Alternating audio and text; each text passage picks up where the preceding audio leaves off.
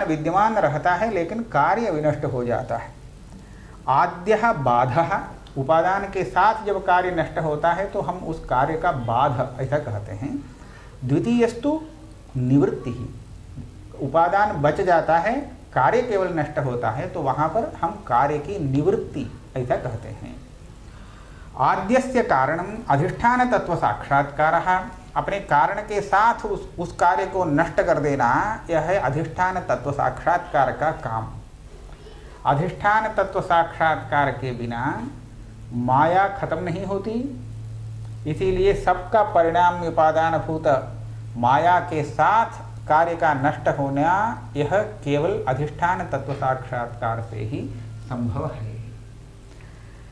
तेन विना उपादान भूतायाः अविद्यायाः अनिवृत्तेः, अधिष्ठान तत्व साक्षात्कार के बिना अविद्या माया रूप उपादान कारण कभी नष्ट नहीं होता। द्वितीय विरोधी वृत्ति उत्पत्ति ही दोष निवृत्तिश्च, केवल कार्य निवृत्त होना, कारण का बच जाना, यह द्वितीय दूसरा प्रकार है। उसके लिए क्या कारण है, तो यहाँ 2-3 कारण कह सकते हैं। कार्यमात्र निवृत्ति होने के लिए यहाँ 2 दिखा रहे हैं। एक है विरोधी वृत्ति उत्पत्ति ही, इस ज्ञान के स्थान पर दूसरा ज्ञान हो गया। इसका हम उदाहरण देते हैं। आप सामने देख रहे हैं, आपको भ्रम हो गया, वह एक रजत है, भ्रम हुआ समझिए। अभी उस भ्रम की कोई निवृत्ति नहीं हुई, लेकिन आपने ऐसा हट करके उधर देखा तो वहाँ दूसरा कोई पदार्थ दिखेगा। जब दूसरा पदार्थ दिखता है तब आप रजत को नहीं देख सकते हैं, उस समय तो वह दिखता नहीं। क्यों? वो भ्रम कहाँ गया? भ्रम निकल गया। भ्रम निकल गया, इसका क्या अर्थ है? तो भ्रमात्मक वृत्ति के स्थान में जब दूसरी वृत्ति आ गई तो वह वृत्ति निकल जाती है अपने अंतःकरण से। इसलिए उसका संस्कार है, भ्रम का संस्कार तो रहता है, लेकिन विरोधी वृत्त्यंतर दूसरे विषय में वृत्ति उत्पन्न हुई तो पूर्व वृत्ति अपने आप नष्ट हो जाती है। तो इस तरह वो भ्रमात्मक वृत्ति नष्ट हो गया। सब जगह ऐसा ही है। आप प्रमा में भी ऐसा, प्रमा भ्रम साधारण है। आप इसको देख रहे हैं, हाँ ये दिख रहा है, थोड़ा मुंह फिरा लिया तो यहाँ दूसरा पदार्थ देख रहा है, वो नहीं। क्यों? अभी तक जो वृत्ति, वो वृत्ति निकल गई, दूसरी वृत्ति उसके स्थान पर आ गई। तो इसलिए विरोधी वृत्ति उत्पत्ति यह पूर्व वृत्ति को हटा देती है। इसलिए यह कार्य मात्र, यहाँ अज्ञान नष्ट हुआ यह बात नहीं, लेकिन वह कार्य नष्ट हो गया। द्वितीय विरोधी वृत्ति उत्पत्ति ही और दोष निवृत्तिश्च, कभी ऐसा होता है विरोधी वृत्ति कुछ उत्पन्न नहीं हुई, लेकिन जिस दोष के कारण भ्रम हुआ वो दोष हट गया, तो अब भ्रम निकल जाएगा, अज्ञान निकल जाएगा ऐसा नहीं, लेकिन दोष जो है वो निवृत्त होने के कारण आपका भ्रम निवृत्त हो गया, कार्य निवृत्त हो गया, ऐसा हो सकता है। हाँ, निद्रा वृत्ति, हाँ निद्रा हट गई जागृत में, तो अब आप उसको नहीं देख सकते हैं, वो पदार्थ स्वप्न दृश्य पदार्थ विनष्ट हो जाते हैं। तदिह ब्रह्म साक्षात्कार अभावात् स्वाप्न प्रपंचो माँ बाधी है, माँ बाधी, हाँ माँ बाधी, ठीक है, अंतर की है, बाधिष्ट, विभिन्नेषु ग्रंथेषु माँ बाधिष्ट इति पाठः उपलब्ध। हाँ ठीक है, वो भी लगेगा।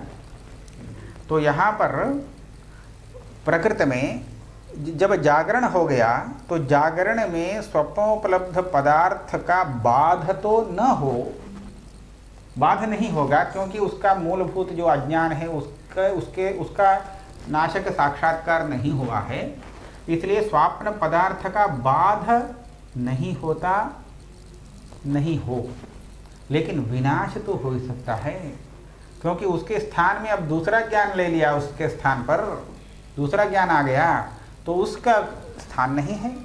स्वप्न गज को देखने के लिए अब यहाँ जगह नहीं है, तो यहाँ पर जागरित पदार्थ का ज्ञान उत्पन्न हो गया।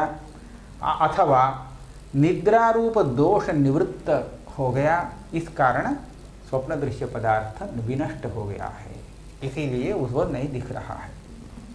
माँ बाधिष्ट मुसल प्रहारेण घटादेरिव विरोधि प्रत्ययांतरोदयेन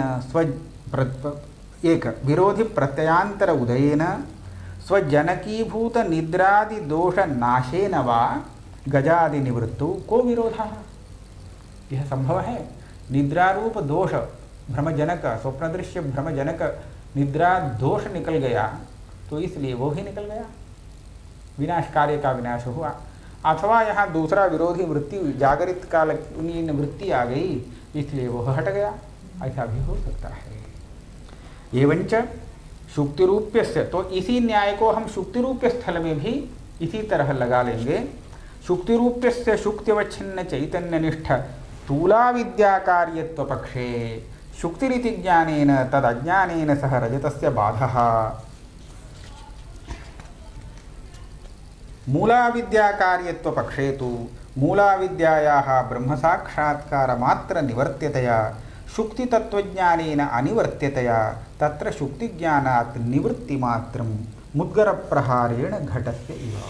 तो वहाँ कह रहे हैं शुक्ति में जो सर्प रजत भ्रम हुआ, इदम रजतम, तो वहाँ पर भी यहाँ अब आ गया दो मत हैं। यह जो रजत है वह रजत तूला विद्या का कार्य है, ऐसा एक मानते हैं। कुछ लोग तूला विद्या मानते ही नहीं, वह मूला विद्या का ही कार्य है, जैसे स्वप्न भ्रम अभी बताए थे, इस तरह मूला विद्या का कार्य मानते हैं। अब इन दोनों मतों में हम उसकी व्यवस्था करेंगे। जब तूला विद्या कार्य है रजत, तो यह तूला विद्या ब्रह्म साक्षात्कार तक नहीं रहती। जब शुक्ति का साक्षात्कार हो जाता है तो तभी तूला विद्या माने शुक्ति का अज्ञान, मूला विद्या माने ब्रह्म का अज्ञान, ऐसा मान लीजिए। ब्रह्म विषय का जो अज्ञान है, ब्रह्म साक्षात्कार से ही निवृत्त होने वाली जो अविद्या है वह है मूला विद्या। और शुक्ति आदि विषय में छोटा छोटा अज्ञान है, वह शुक्ति साक्षात छोटी छोटी अविद्या, तूला विद्या तूल कार्य को कहते हैं। मूल कहते हैं ना, एक वृक्ष है तो वृक्ष का मूल तो अंदर भूमि के नीचे रहता है और उसका तूल ऊपर दिखता है, तो इस तरह तूला विद्या। अब तूला विद्या तो शुक्ति साक्षात्कार से नष्ट हो जाती है, सामान्य भ्रम, इसलिए सामान्य भ्रम का भी बाध ही हो जाता है वहाँ पर, क्योंकि उसका कारण के साथ निवृत्ति हो गई ना। उसका कारण तूला विद्या यदि मानते हैं तो तूला विद्या तो शुक्ति साक्षात्कार से नष्ट हो गई, इसलिए कारण के साथ वह भ्रम कार्य का विनाश हो जाता है, इसलिए वह बाध ऐसा कहा जाता है। लेकिन मूला विद्या ही वहाँ पर भी है, ऐसा मानने वालों के पक्ष में ऐसा कहना पड़ेगा। वहाँ पर मूला विद्या अभी निवृत्त नहीं हुई है, अतः क्या करना पड़ेगा, जैसे मुद्गर प्रहार हो जाने पर घट तो नष्ट हो जाता है लेकिन उसका उपादान कारण बचा रहता है, तो उसी तरह यहाँ पर दूसरी वृत्ति आ गई अथवा पूर्वोक्त रीत्या वहाँ पर दोष निवृत्त हो गया, भ्रमजनक दोष, इस कारण भ्रम मात्र वहाँ नष्ट हो गया है, उसका कारणीभूत मूला विद्या अभी है, यह कहना पड़ेगा। मूला विद्या कार्यत्व पक्षे तु मूला विद्यायाः ब्रह्म साक्षात्कार मात्र निवर्त्यतया। मूला विद्या किस साक्षात्कार से निवृत्त होती है, तो ब्रह्म साक्षात्कार, केवल ब्रह्म साक्षात्कार से ही मूला विद्या निवृत्त होती है, तो अभी उसकी निवृत्ति नहीं है। अतः शुक्ति तत्वज्ञानेन अनिवर्त्यतया, शुक्ति तत्वज्ञान से उसकी निवृत्ति संभव नहीं। तत्र शुक्ति ज्ञानात् निवृत्ति मात्रम न तो बाधा, वहाँ केवल कार्य की निवृत्ति हुई है। मुद्गर प्रहारेण घटस्य इव, दृष्टांत हुआ, मुद्गर प्रहार से घट नष्ट होता है, उसका कारण नहीं। ठीक, इतना रखते हैं।